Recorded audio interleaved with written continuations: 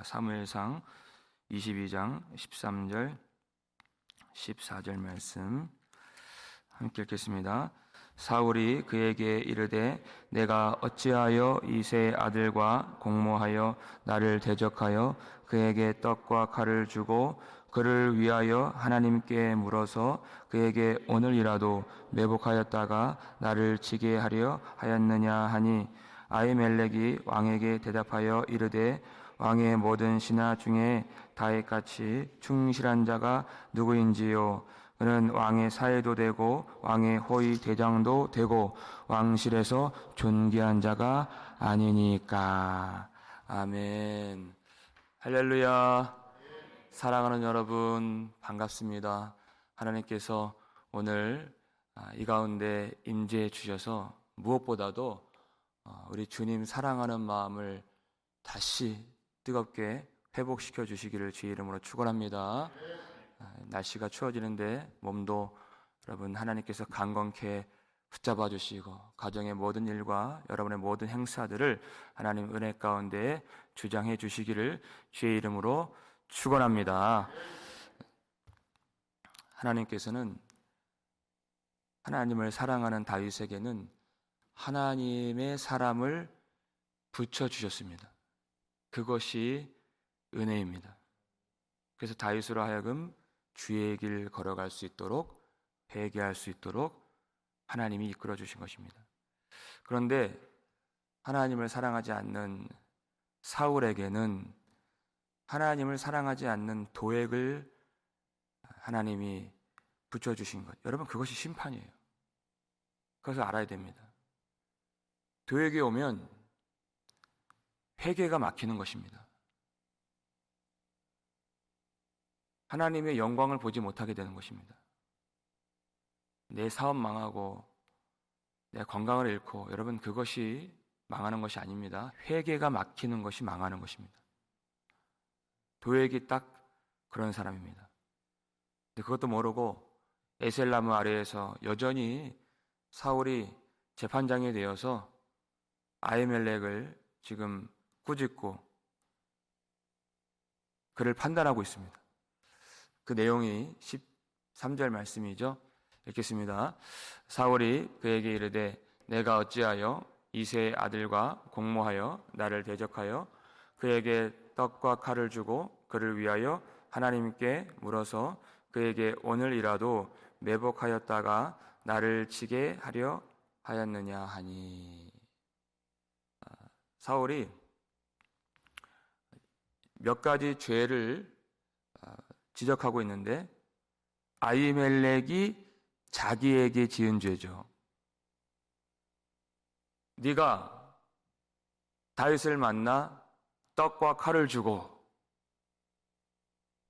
그리고 어떤 죄에 사울이 민감하게 반응하는 듯 보입니까? 세 번째죠. 다윗을 만나서 다윗을 위해서 하나님께 물어서 그를 위해서 기도를 해 주었다는 것이에요. 지금 여기에 아주 민감하게 반응을 하고 있습니다. 왜 그럴까요? 사울에게는 떡이 없지 않습니다. 사울에게는 칼이 없지 않습니다. 그것은 별로 그리 중요한 일이 아니에요, 사울에게. 그런데 사울이 도무지 갖지 못하는 한 가지, 그거 무엇일까요? 바로 하나님의 계시입니다. 그거는 자기가 어떻게 해도 받을 수 있는 것이 아니에요. 사울도 예전에는 그가 사무엘에게 기름 부음 받았을 때에는 상수리 나무에서 사무엘이 예언한 대로 베들로 올라가는 예배자들에게 떡을 받았던 그런 일이 있었죠. 그리고 그때 또 다시 징조대로 선지자들과 함께 그가 예언했던, 말씀이 선포됐던 그런 경험이 있었어요. 그런데 어느 순간 그가 은혜를 귀히 여기지 아니하게 되고 하나님의 말씀을 조차 살지 않고 그가 선악간의 판단을 하기 시작한 것입니다. 말씀을 버렸다는 것입니다. 하나님을 버린 것이죠. 성령으로 시작하였다가 육체로 마치겠느냐 하는 그런 사람의 전형이 바로 사울인 것입니다. 그러니까요, 18장 12절 보니까 여호와께서 사울을 떠나 그랬어요. 다윗과 함께 계시니 사울이 그를 두려워한지라. 여러분, 영적인 소외감을 느끼는 것이 굉장히 두려운 일인 것입니다. 다윗은 은혜를 경험하고 있는데 자기는 번민을 느끼고 있어요. 여러분, 이러면 어떻게 해야 됩니까? 예수님께서 있는 자에게는 더 넉넉하게 주고 없는 자는 그 있는 줄로 아는 것까지 빼앗기리라 그랬어요. 우리 하나님께서 공평하게 은혜를 주지 않으신다는 것입니다. 그 은혜의 가치를 아는 사람, 하나님을 사랑하는 자들에게는 날마다 풍성하게 내려주시는 하나님이십니다. 자신의 정체성이 드러난다는 것이에요. 결국에는 숨은 것이, 감추인 것이 드러나지 않을 것이 없고 그랬어요. 그 붙어있는 말씀입니다. 그런데 여러분, 요한계시록 2장에서 에베소 교회 성도들을 향해서 주신 말씀을 보면은 에베소 교회가 그렇게 내가 너희의 인내를 아노라 하면서 목숨을 걸고 믿음을 지켜왔던 성도들에게 불꽃 같은 눈을 가지신 주 예수님께서 너희 처음 사랑을 버렸노라. 처음 사랑을 버렸노라 그랬어요. 여러분, 그러면 참된 성도의 정체성이 무엇입니까? 정체성이 다 드러난다고 그랬는데 주님이 알려주셨잖아요. 그것이 어디서 떨어졌는지를 생각하고 그 다음에 뭐예요? 회개하여서 처음 사랑을 가지라. 그 처음 행위를 가지라. 이것이 바로 정체성이라는 것이에요. 은혜가 떨어질 수 있습니다. 넘어질 수 있어요. 연약할 수 있습니다.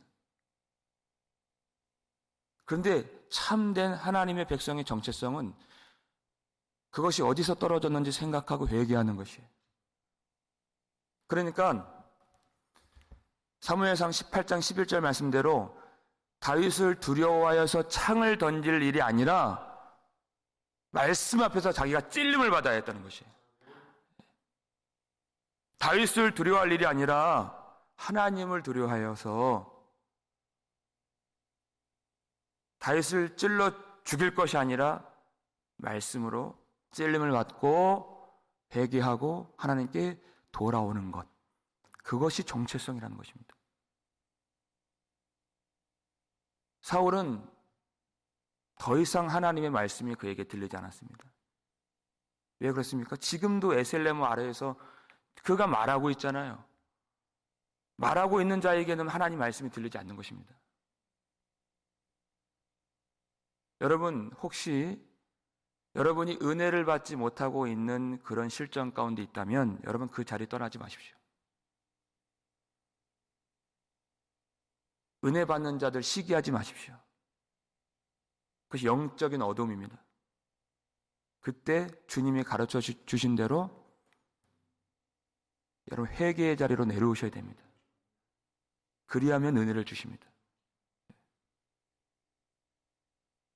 내가 재판장의 자리에서 내려오고 말하는 자의 자리에서 내려오면 하나님이 반드시 그 낮은 자리에 은혜의 강물을 흘려 보내주실 줄 믿으시기 바랍니다. 은혜는 낮아진 자에게만 하나님이 주시는 하나님의 선물인 것입니다. 내가 재판장의 자리에서 내가 판단하고 내가 말하면 은혜를 받을 수가 없는 것이에요. 아히멜렉 제사장에게 내가 다윗과 공모하여 나를 대적하여 이렇게 얘기했어요. 공모하다는 말은 묶이다라는 뜻입니다. 결탁했다, 묶여있다 그랬어요. 사울이 생각할 때 아히멜렉의 죄는 내가 바로 다윗과 묶여있다 그 뜻이에요. 그것이 싫은 것입니다. 그러니까 아히멜렉이 지금 사울이 갖고 있는 문제의 그 핵심을 간파했어요. 무엇이 문제인가? 자기가 한 행위를 부정하지 않았습니다.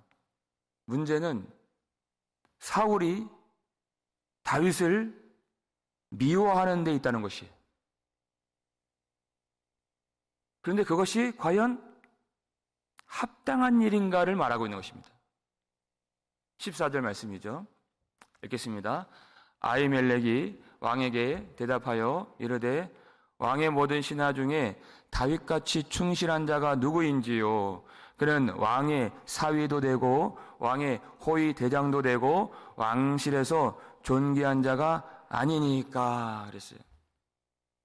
지금 사울 왕이 죽일 듯이 지금 다그치고 있습니다. 그리고 이후에 이제 사형을 선고하죠. 그러니까 제가 그러지 않았습니다. 허둥지둥 되는 것이 아니에요. 지금 사울이 문제가 무엇인지 그 핵심을 꿰뚫고 그것을 말해주고 있는 것이에요. 왕의 신하 중에서 다윗같이 충실한 자가 누구인지요? 다윗이 아니었다면 우리가 다 죽임을 당하고 우리가 다 블레셋 사람들의 종이 되었지 않았겠습니까? 왜 다윗을 미워합니까? 그를 미워할 이유가 무엇입니까?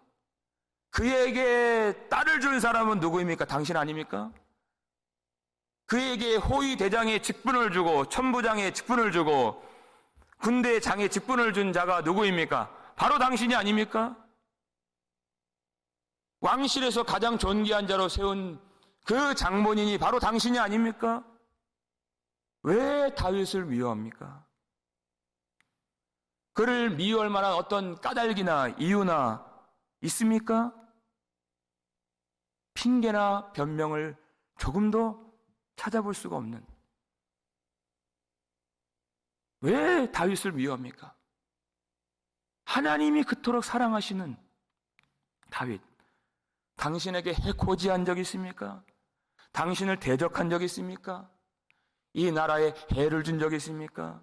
당신을 거역한 적이 있습니까? 왜 다윗을 미워합니까? 이것이 문제의 본질이라는 것입니다.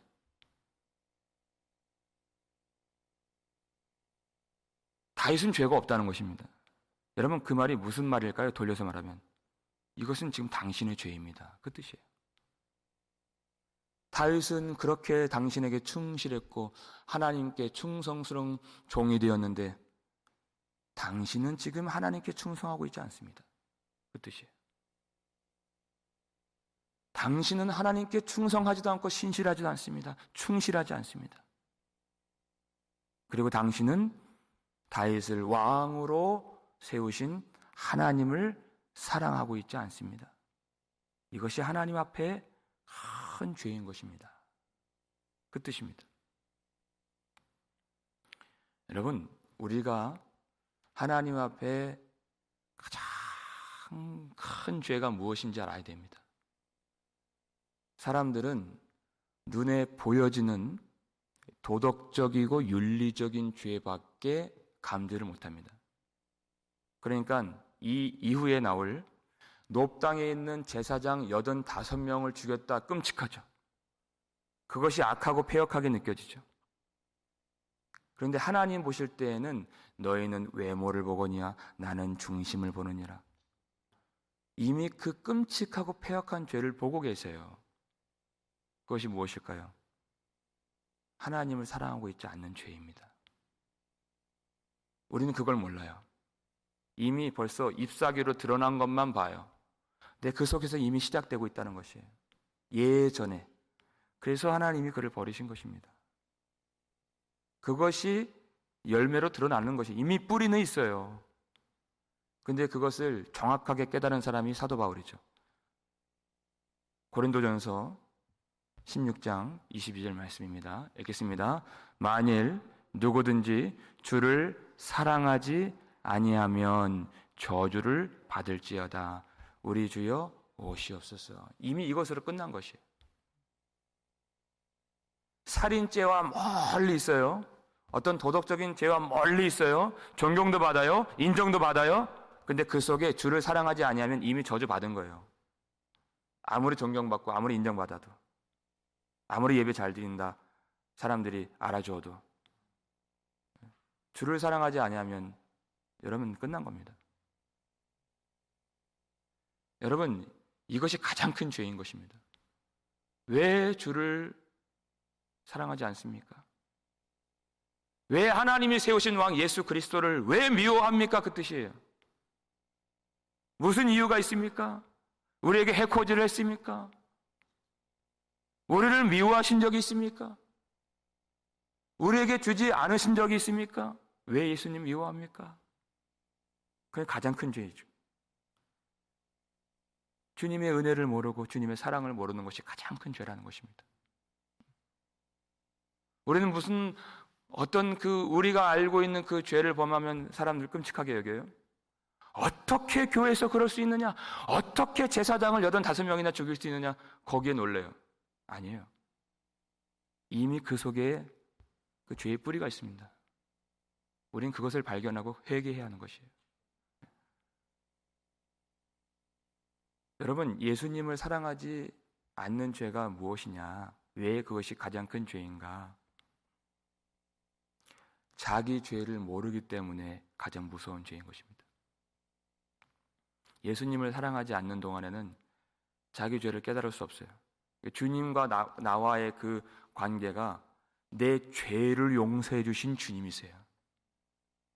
그 사랑이 없다? 내 죄를 모르는 거예요. 여러분, 예수님 십자가에서 죽임 당하셨을 때 두 강도가 있었죠. 근데 구원받은 강도 말고 구원 못 받은 강도 있잖아요. 그 구원 못 받은 강도가 끝까지 어떻게 했습니까? 예수님 비방했잖아요. 끝까지 예수님 판단한 것이에요. 곧 죽어도 예수님은 비방했다는 것입니다. 자기가 십자가에서 죽어가면서도 자기 죄를 못 깨달았다는 것입니다. 이것이 사람입니다. 곧 죽어도 자기 죄 못 깨달아요. 그래서 그 두 강도를 하나님 보여주신 것이에요. 여러분, 죄를 깨닫는 것은 절대 우리가 할 수 있는 일이 아닙니다. 하나님이 택하신 백성만 가능한 것이에요. 그래서 하나님의 선택받았다는 것이 바로 여기 있는 것입니다. 그 은혜가. 죄물 받고 성공하고 여러분, 그것이 복받은 것이 아니에요. 내 죄를 깨닫고 내 죄를 용서해 주신 주님을 사랑하게 되는 것. 그것이 하나님께서 주신 가장 큰 복인 줄 믿으시길 바랍니다. 내 지혜로, 내 능력으로 절대 내 죄를 깨달을 수가 없습니다. 예수님을 사랑하지 않는 죄라는 것이 무엇인가? 그 전에는 내 죄를 깨닫고 그 전에는 예수님 십자가 붙들고 내가 회개하고 울며 불며 매달리고 그렇게 했었더라도 지금 내가 나의 죄를 위하여 죽으신 예수님의 대속의 은혜와 사랑이 지금 내 안에 메말라 있다는 것입니다. 예전에는 그렇게 했었죠. 예전에는 눈물이 그치지 않고 내 속에 은혜가 마르지 않았었는데 그것이 다 말라버린 것이에요. 왜 그렇게 되었을까요? 그 사람의 시선이 예수님을 향하지 않고 자기 자신을 어느 순간 향하게 된 것입니다. 예전보다 조금 성숙해진 나, 변화된 나를 보기 시작한 것이에요. 끝까지 예수 그리스도 십자가가 나에게 필요하다는 것을 그가 깨닫지 못한 것입니다. 나를 보기 시작한 순간부터 하나님의 말씀과 은혜는 끝나게 되는 것이에요. 여러분, 최후 승리를 얻는다는 것이 무엇일까요? 그것이 믿음의 선한 싸움인 것입니다. 갈라디아 교회 성도들 왜 망했어요? 자기 때문에 망한 것이에요. 너의 눈에 예수 그리스도 십자가 죽으신 것을 밝히 보이거늘 누가 너희를 꾀더냐 그랬잖아요. 성령으로 시작했던 사람들이 다 육체로 마치게 된 것이에요. 다시 율법으로 다시 자기 자신에게로 돌아갔다는 것입니다. 주님을 더 이상 바라보지 않는다는 것이에요. 말씀을 끝까지 지킨다는 것이 무엇입니까? 끝까지 말씀이신 예수 그리스도를 의지하게 되는 것, 그것이 최후 승리를 얻는 것입니다.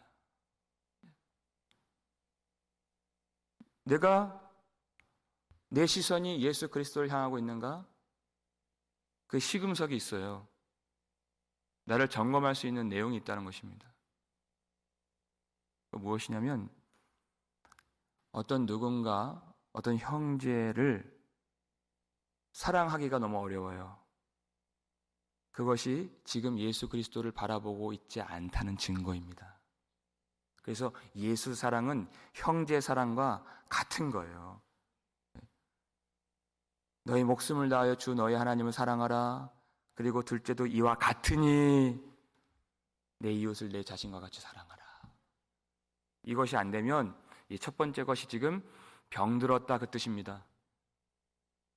여러분, 사랑하는 것이 어려우십니까? 지금 예수님을 사랑하고 있지 않다는 영적인 어둠 가운데 빠져 있는 것입니다. 그때 우리의 진정한 정체성을 회복해야 되는 것입니다. 주님이 가르쳐 주셨잖아요. 어디서 떨어졌는지를 생각하고 회개하여 그 처음 행위를 가지라. 마음이 식어질 때가 있습니다. 연약할 때가 있어요. 그러나 주님이 가르쳐 주신 이 길로, 이 유일한 길로 나아가면 진정한 하나님의 백성인 것입니다. 왜 예수님 사랑하지 않습니까? 왜 세상을 사랑합니까? 왜 우리가 이 정도로만 예배를 드려야 되겠습니까? 여러분, 이 아침에 저와 여러분이 진실한 회개가 회복되어서 참으로 예수님 사랑하는 마음이 우리 가운데 임하게 되는 복된 아침이 되기를 주 이름으로 축원합니다. 주님은 그럼에도 불구하고 우리를 사랑하시는 주님이십니다.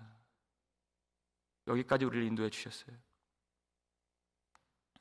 우리는 까닭 없이 예수님을 사랑하지 않지만 우리 예전에 그런 찬양 불렀죠. 왜 날 사랑하나? 예수님 날 위해 죽으셨네. 왜 날 사랑하나? 죄 용서 받을 수 없었는데 왜 날 사랑하나? 그랬어요. 왜 날 사랑하나? 왜 날 사랑하나? 왜 주님 갈보리 가야 했나? 왜 날 사랑하나? 까닭 없이 주님을 미워했던 우리를 어떤 이유 없이, 까닭 없이 지금도 사랑해 주시는 우리 주님, 그 주님 사랑이 우리 가운데 밀려와서 진정으로 우리가 보지 못했던 죄악들을 깨닫고 주님 사랑하지 못하고 아직도 세상을 끼고 나를 사랑하는 그 죄를 다 주님께 토하여서 진실한 하나님의 은혜와 사랑과 평강이 우리 마음과 우리 가정과 우리 모든 관계들과 우리 자녀들에게로 그렇게 임하여지는 오늘 한날 되시기를 주의 이름으로 축원합니다. 기도하겠습니다. 우리 아버지 하나님 감사드립니다. 우리에게 하나님의 말씀을 주셔 오늘도 주님 앞에 회개할 수 있도록 도와주시고 죄 많고 용서받을 자격이 없는 우리에게 항상 좋은 것을 주시는 그 사랑의 하나님, 오늘도 우리를 불쌍히 여겨주셔서 감사드립니다. 하나님, 주 예수님을 알고 내가 변화되어서 성숙한 삶의 행위를 가졌다고 해서 하나님 그 육체에 머무르지 않도록 우리의 시선을 다시 주님께 고정할 수 있도록 도와주시옵소서. 하나님, 이 믿음의 선한 싸움에서 오직 성령께서 힘주시고 지혜 주셔서 흔들리지 않고 좌로나 우로나 치우치지 않도록 우리를 붙잡아 주시옵소서. 하나님, 예수님 우리에게 좋은 것만 주시고 그 보혈을 흘려 주셨는데 우리는 주님보다 다른 것들을 많이 사랑합니다. 우리를 도와주시고 참으로 주님을 사랑할 수 있는 우리의 심령 되게 해 주시옵소서. 주님을 사랑하지만 이전보다 더 사랑할 수 있도록 주님의 음성을 사랑하며 주님의 성품을 사랑하며 주님의 십자가까지 사랑할 수 있도록 주님의 이 회개의 복음을 참으로 사랑하여서 나의 자존심까지 십자가에 못 박고 나의 모든 정욕과 탐심을 다 못 박고 오늘 사랑의 주님의 품에 안길 수 있도록 도와주시옵소서. 까닭 없이 우리를 사랑하신 주님 앞에 진실한 마음으로 회개할 수 있도록 도와주시고 그것이 우리의 정체성이 되어서 다시 주님 앞에 일어나 진정한 사랑을 가지고 우리에게 주신 모든 삶의 자리에서 우리의 이웃과 교우들과 자식들과 모든 하나님이 주신 사람들을, 형제들을 사랑할 수 있도록 은혜를 베풀어 주시옵소서. 왜 사랑하지 않는가? 왜 사랑이 들지 않는가? 왜 미워하는가? 그 사랑이 떨어진 자리를 깊이 생각하고 오늘 그 자리에서 회개하며 참으로 하나님 원수까지도 사랑을 많이 풍성하게 은혜로 채우시는 하나님의 큰 사랑 맛볼 수 있도록 도와주시옵소서.